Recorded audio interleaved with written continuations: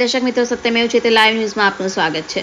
આજે આફતાબ એ મૌસીકી સ્વર્ગીય ઉસ્તાદ ફૈયાઝ ખાનની જન્મ જયંતિ નિમિત્તે શહેરના કારેલીબાગ સ્થિત બહુચરાજી રોડ પર આવેલા આફતાબ એ મૌસીકી સ્વર્ગીય ઉસ્તાદ ફૈયાઝ ખાનની મઝાર ઉપર વડોદરામાં મહાનગરપાલિકાના મેયર, વિપક્ષી નેતા, કાઉન્સિલર, અધિકારીઓ દ્વારા ચાદર ચડાવવામાં આવી હતી। આફતાબ એ મૌસીકી સ્વર્ગીય ઉસ્તાદ ફૈયાઝ ખાનનો જન્મ 1880માં થયો હતો।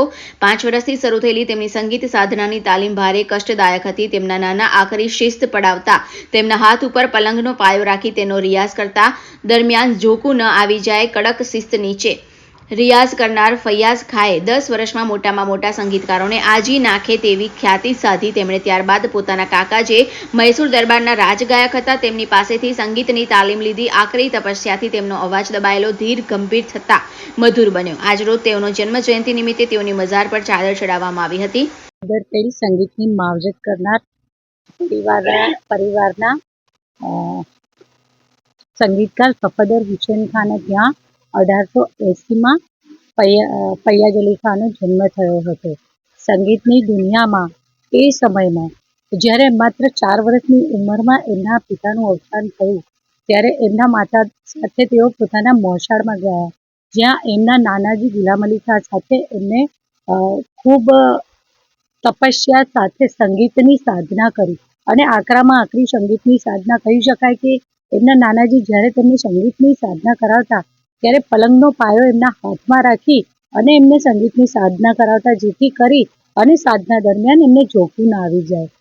સંગીતની દુનિયામાં વિશ્વમાં કહી શકાય કે એક અલગ જ અને નાનપણથી જેમાં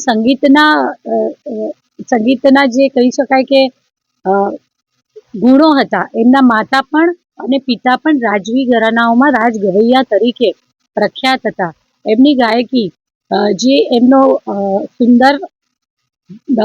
સુંદર અવાજ, ઘૂંટાયેલો અવાજ, સ્વર, એમના સ્પષ્ટ શબ્દોના ઉચ્ચાર, જ્યારે ગાયકી દરમિયાન સ્પષ્ટ શબ્દોના ઉચ્ચાર અને એની સાથે એમની ગાયકી વિશ્વવિખ્યાત બની હતી। ફૈયાઝ અલી ખાન જે નાનપણથી એમના નાના સાથે અને ત્યારબાદ કાકા સાથે પણ એમને આ તાલીમ મેળવી હતી સંગીતની, અને નાના સાથે સંગીતની દુનિયામાં એમની સફરના કારણે એ સમયના એક આશાસ્પદ ઉગતા સંગીતકાર તરીકે પણ તેમને ખ્યાતિ મેળવી હતી। અને પ્રખર આકરી તાલીમના અંતે તેઓ માત્ર 10 વર્ષની ઉંમરમાં જ મોટામાં મોટા ગાયકોને પણ બાજુ પર રાખી દે એવી ખૂબ સુંદર એમને એમાં ખ્યાતિ પ્રાપ્ત કરી હતી। રિપોર્ટર સની સિંધે, સત્યમેવ જયતે લાઈવ ન્યૂઝ, વડોદરા।